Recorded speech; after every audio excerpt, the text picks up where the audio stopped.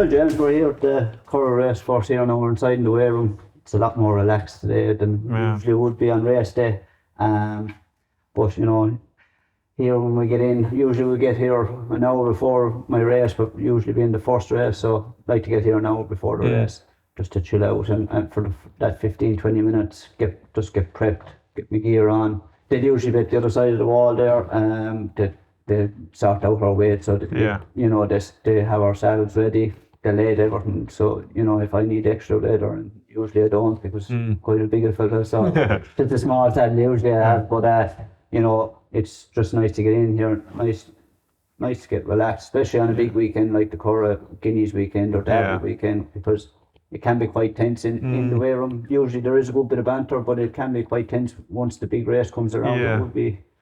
Things get a little bit more serious. But all in all, it would be a lot of banter. Yeah. Is there anything you do to chill yourself out while you're in here? You listen to music or you keep to yourself? No, I like to, you know, have a bit of crack with the lads, you know, and that. But not so much listen to music, but I'd be always just checking the form, and just floating about and that.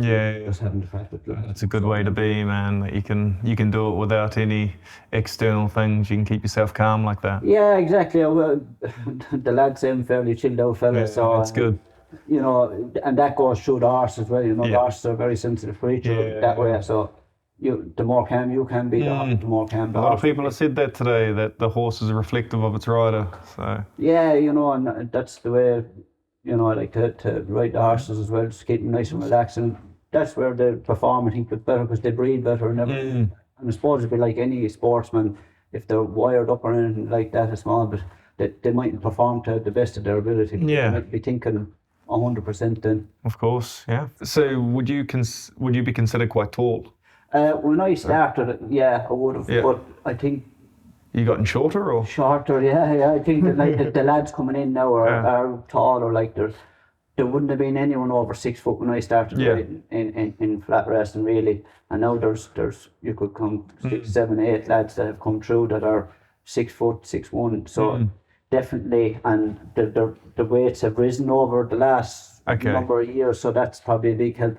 That's why there is a bigger type of jockey coming in to ride. Interesting. Yeah. In the changing room now, there's maybe on a big weekend for you, or you know, would there be much crack and who would be usually to lighten the mood inside the way in the changing room?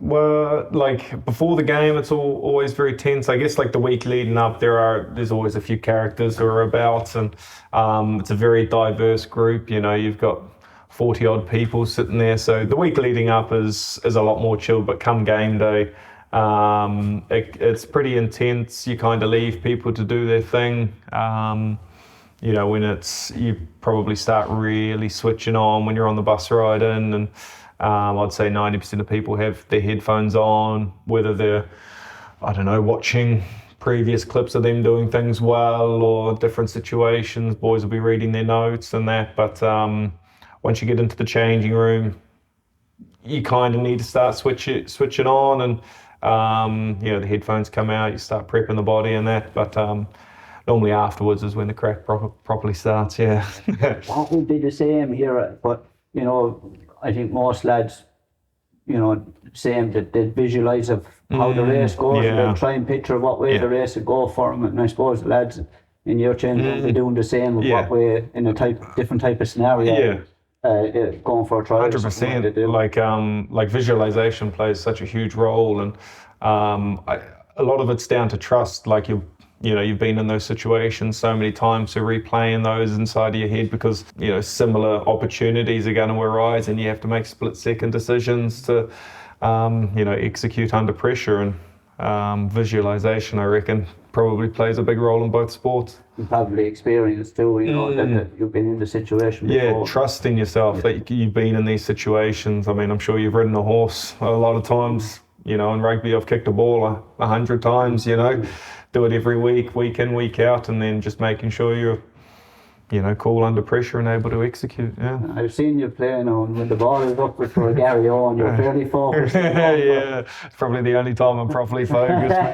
Everyone's watching that ball, but It's good. I can see a lot of similarities between the two for sure. Well, another thing is you'd have the coaches in the change room. Would they be saying much to you before you go out trying to get you focused? Or? Yeah.